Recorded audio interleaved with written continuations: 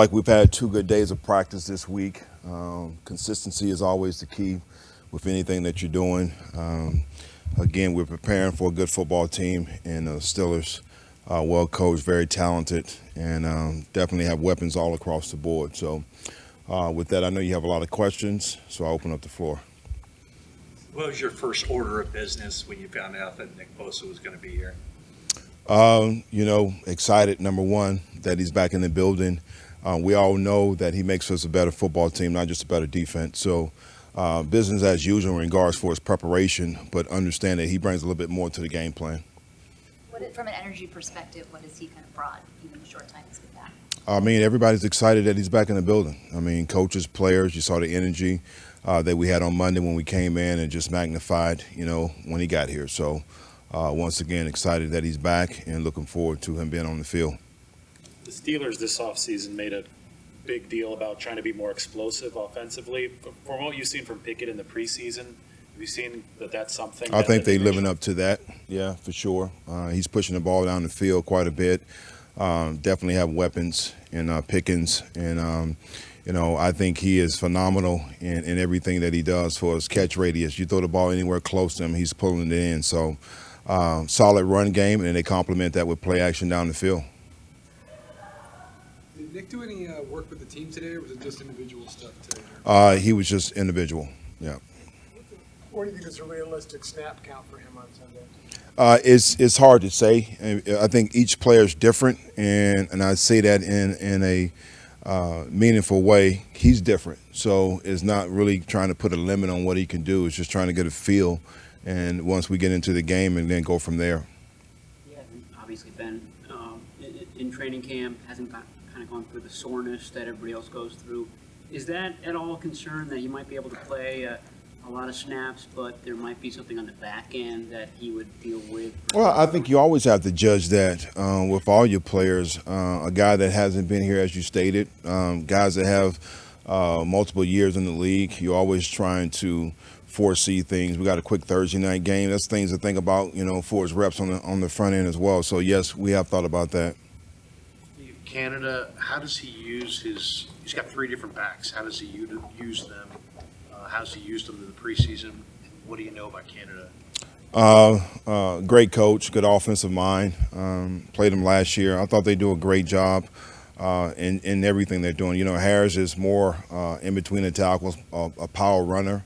But I think he has the ability to be able to get on the outside as well. So I think he does a great job in using all 3 of those guys. And, when you look at their run game, I think is the simplicity of it from a standpoint of what they do, but the magnitude and how they do it is somewhat complicated. So they hit you inside in between the tackles. They get on the outside with the jet sweeps, the bounce play. So we got to do a great job of setting edges this week, to say the least. We're not practicing today. Is there any concern about him being able to play Sunday? No, I'm not concerned at all. I don't think he'll be ready to play, so it's not an issue with me. What about Hufanga? I mean, I know that he missed today because of a personal matter, but was the knee, the cyst, problematic in yesterday's practice at all? No. Again, as you stated, it is personal, so I won't go into detail about that. I just understand and know when guys like that aren't here, Bosa, Mooney's out, Huff is not here. It just gives us an opportunity to get other guys reps, as we've seen. And at some point in time, those reps are going to come into play, whether week 1 this week or week 10. So I look at it as a positive sometimes. With him with those 2 safeties not practicing, how's Jair Brown handled everything? I think Jair's getting better. I think he's becoming a little bit more comfortable in the things that we're asking him to do. I think you saw that in preseason. Again, the transition with a lot of these rookies, just understanding how we do things, and most importantly, just trying to operate on the consistency, because at some point in time, hope it's no time soon, they will hit that rookie wall. Have you met Bosa before he arrived last night? In minicamp, mandatory minicamp when he was here. And 2 more guys? Coach Foerster has talked about the first extended drive that an offense gets in the first regular season game is as tired as he'll see them all year, because it's the first real strain of a regular season game that cannot be replicated even in preseason. is it the same for the defense?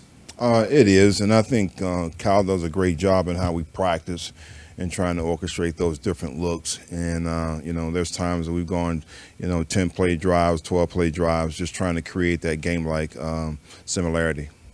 Steve Pickett has gone 5 drives and 5 touchdowns in the preseason. Obviously, you looked at him this preseason, but you looked at his film last year. How's he different from last year from what you saw this summer? I think he's a little bit more comfortable in the offense and what they ask him to do. He makes great decisions with the ball. Again, I think they have a solid run game, which I think really takes a lot of the burden, pressure off him having to constantly push the ball down the field and go win a game. They create a lot of balance in what they do. I think, again, the play action down the field has definitely been a difference, and it jumps out at you on tape. So, and the receivers, again, they have, and Pickens and Johnson, I think, are outstanding. All right, thank you. Thank you, guys. Appreciate you. There been a noticeable raise in energy since Nick Bosa's been back in the building? I really haven't noticed. It was great energy all week, actually. The guys have been really ready to go and have had a great couple days of practice. And I mean, obviously, I think Nick being back, but I really didn't notice it. But I'm glad he's back. Chris, this team has incredible depth of edge rushers. Not just the starters, the backups are really good as well. Is this a game where you're going to have to help Trent and help Colton consistently throughout the game? Well, I think you have to be aware they've got good players across the board on the defense. Their defensive linemen are talented. 97's a very good rusher as well as a run player. The edge rushers are obviously, as you noted, very good players. So we have to take count, as we do in every game, where are the good players? How do we help minimize their impact on the game in any way, shape, or form? So whatever we have to do that. Sometimes it's play calls, sometimes it's help. There's a lot of different ways and different things you can possibly do. But this team there's so many things that they challenge you with on defense that you just have to be careful that you're balanced in everything that you do. And guys have to step up and make some plays, and we've got to help them every way we can with our play calls as well. Chris, most coaches don't like to compare, so I'll ask you to compare. Not a good idea, but you've got 4 skill position players that McCaffrey and Ayuk and Debo and Kittle. I mean, you've been doing this a long time.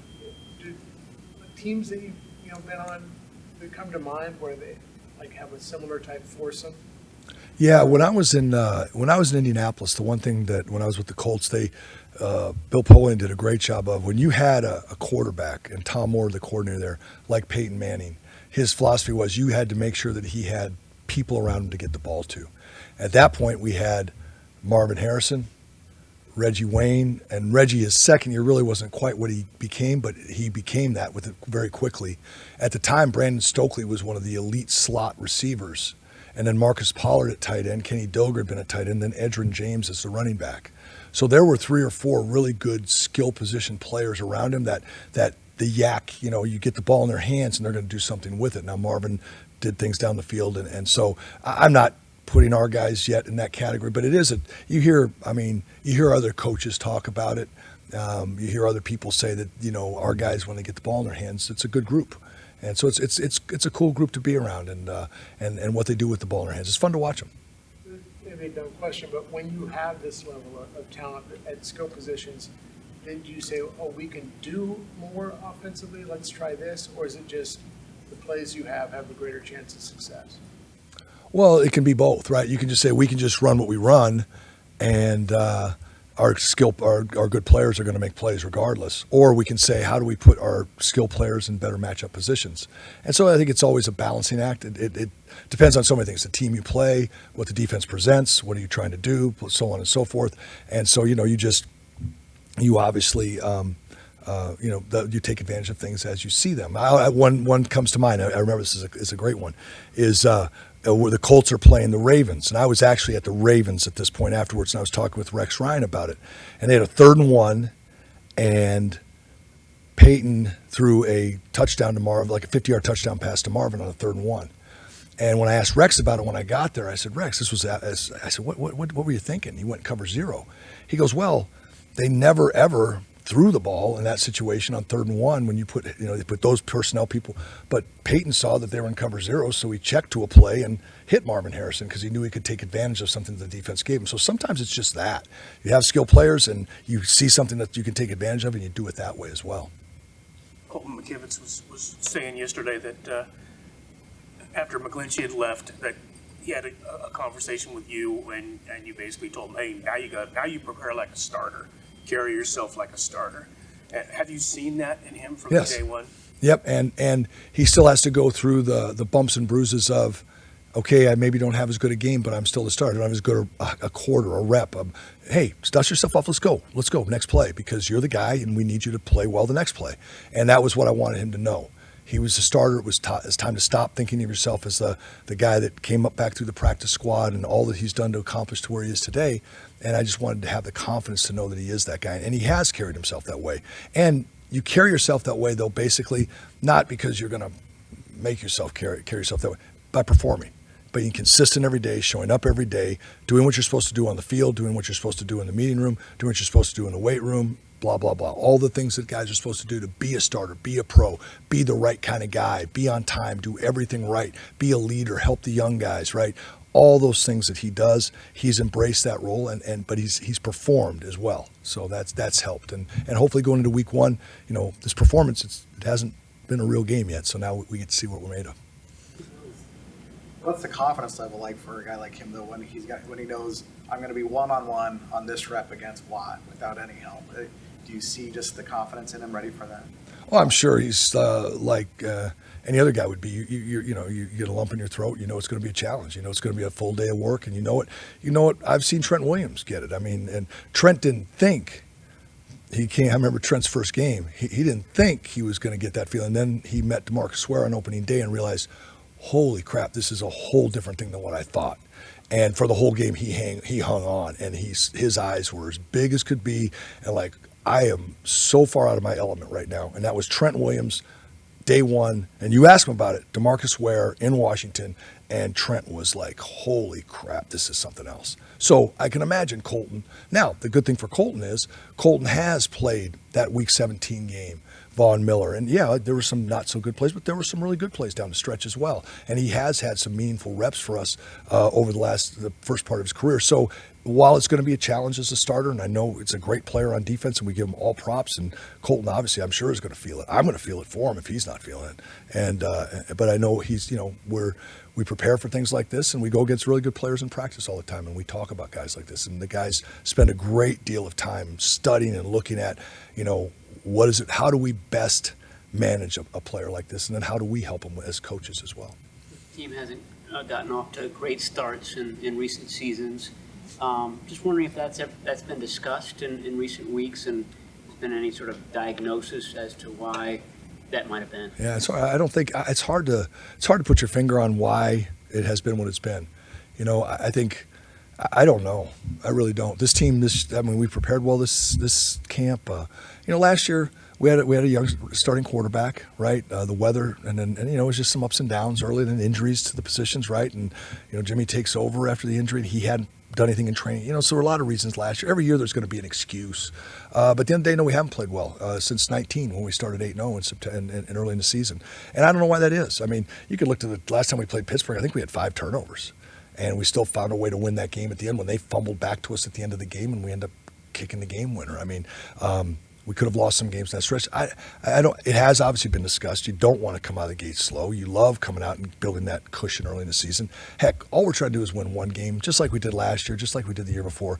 Come out opening day. You hope that all your guys, your preparation, execution, everything that you've worked on, you can go out and do that on game day.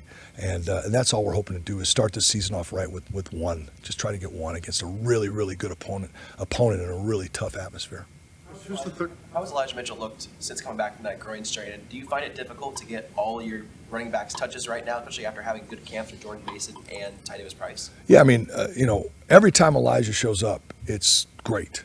because it's like he's never missed a beat. So when he's out there, you're like, it's so good to have him back out there. We've talked about him, when Trent in the one game where he started running, he's like, he could tell it was not Christian running the ball anymore just by the way the physicality of the run. And it is tough because you have all these guys that can contribute, but they all have a role, they all have a place. Obviously Christian's the lead dog, and Elijah will get his carries, and if JP and the other guys get a chance to get in there, it's nice to have them. As you know, throughout this thing, you're always going to need guys, and so whether they're all available and they all may not get touches right away, at some point they will. Chris, who is the third tackle? Is it Moore? Is it Pryor? Does it depend on which side? How do you have them slated? Right now, and that's still to be discussed going into who we dress and stuff. Right now, it'd be right and left. We did that last year with Colton and Jalen last year as well. So right now it's right and left. They've both done a good job, and they're both more comfortable on those sides. But I've started swinging them, and we've been starting to work both sides in practice in case the time does come that we've got to make a decision on one of them. Maybe we only dress one swing tackle, and maybe we dress other guys inside. It just may based on the health of the rest of the offensive line. So right now it's right and left. Christian McCaffrey came in, hit the ground running last year, but with a full off season.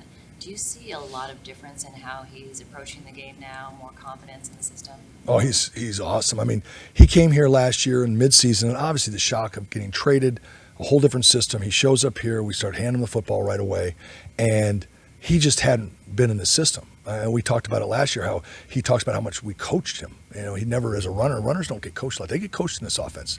What they're supposed to read, what they're supposed to see, how they're supposed to press it. And obviously, Christian does this thing too because he's a great runner and has instincts and feel.